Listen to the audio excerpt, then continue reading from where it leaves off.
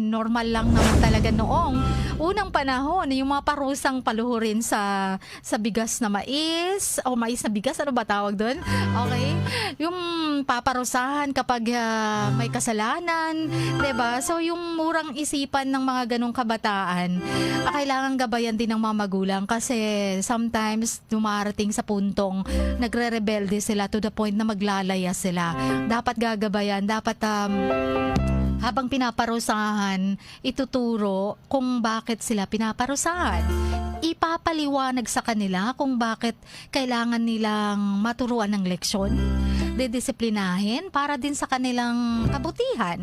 'Di ba? Parang ganoon. Kasi kung paparusahan mo na lang without even explaining to them kung anong kasalanan nila, o bakit ganito, ganyan. Ako, ang tendency nun, talaga maglalayas, magre-rebelde, tulad ng nangyari kay Commander.